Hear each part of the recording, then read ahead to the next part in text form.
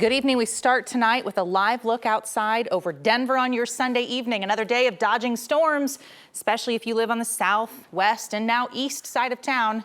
And another chance for hail tonight. Check out this video from just the past hour in Watkins, southeast of DIA, just past E470. High wind gusts and hail reported in those storms. DIA has issued a brief ground stop in the past hour, and we're watching delayed flights. Right now, 425 flights delayed going into or out of DIA.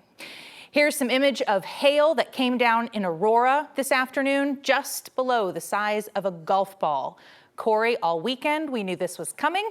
Here it is.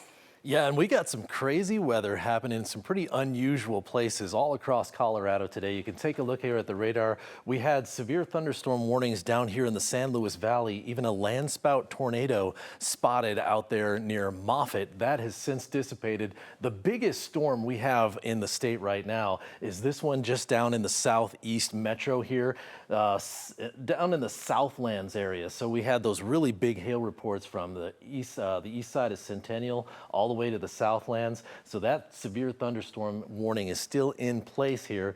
The hail could reach up to golf ball size hail. We also have this flash flood warning still in place in between Bennett and Watkins, just here to the southeast of DIA. They picked up about 3 to 4 inches of rain as this storm, watch it pop right there, just stood right over I-70 for about almost 2 hours. Those storms are still continuing in the DIA area.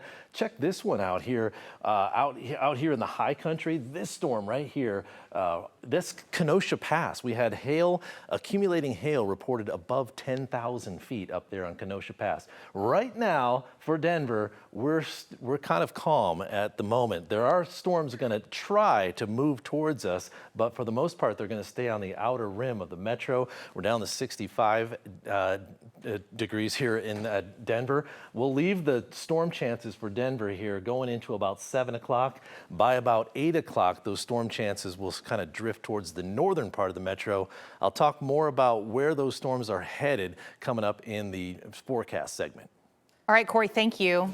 Something, we're not sure what, but something crashed down into a family's windshield as they were driving on a major Colorado interstate. Tonight, police are investigating whether this was an accident or if someone threw something on purpose.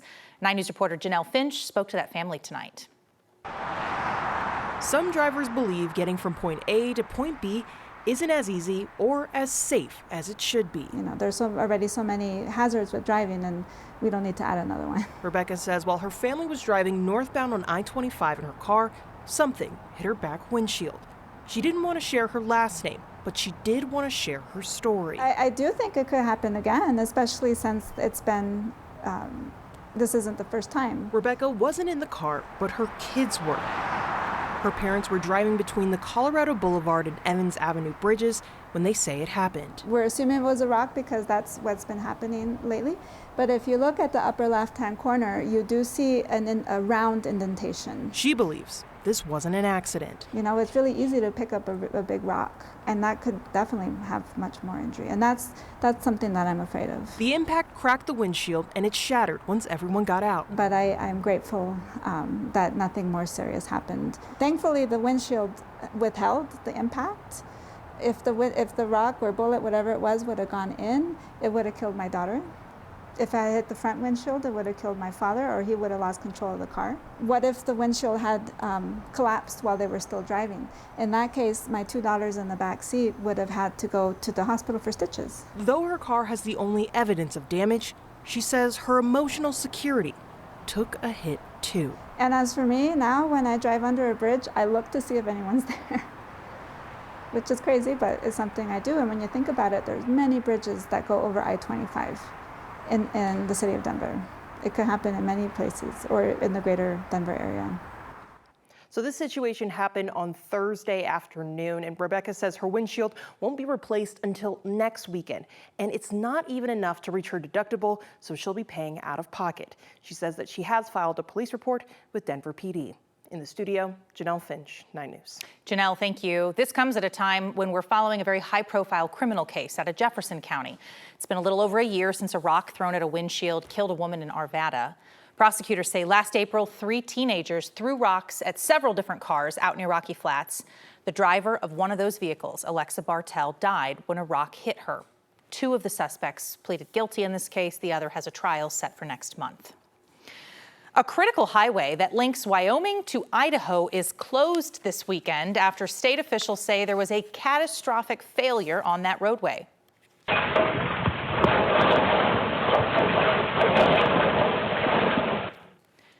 Teton Pass connects Jackson, Wyoming to eastern Idaho.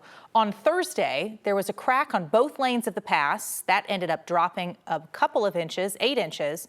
Crews patched it up, reopened the road, but then on Friday, a mudslide came down, took out the whole road. Geologists are now coming up with a plan to rebuild that road, but Wyoming leaders don't know yet when they can reopen, and the detour can take anywhere from a couple extra minutes to up to more than an hour.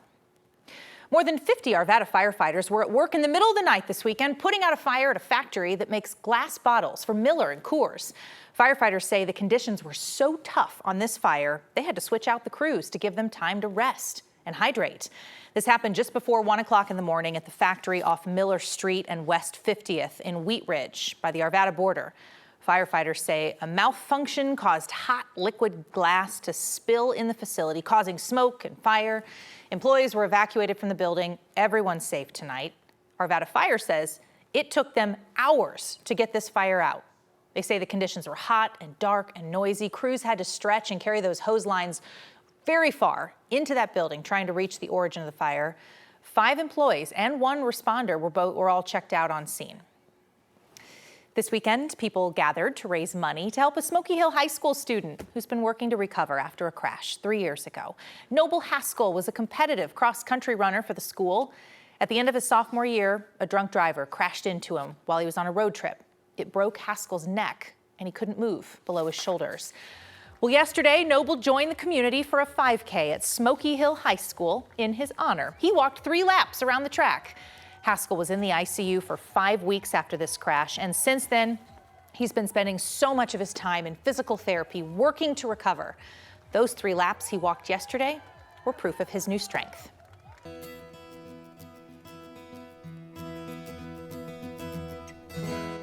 One week left in our 9 Cares Colorado Shares Drive. We're working with local food banks and King Soopers to raise money for people in our community facing food insecurity. 9 News' Brianna Clark was at a King Soopers in Thornton today. She shows us how easy it is to make a donation. We are in desperate need of your donations, not even halfway to our goal right now of $500,000 for our 9 Cares Drive, and we need your help to reach that $500,000. Did you know 1 in 7 children are food insecure, which means they're not getting enough nutrition throughout their day? And what you eat can really impact how you feel and how you treat others. Joining me now is Joanna Wise with Food Bank of the Rockies. Tell us a little bit about some of the numbers that you guys are seeing right now.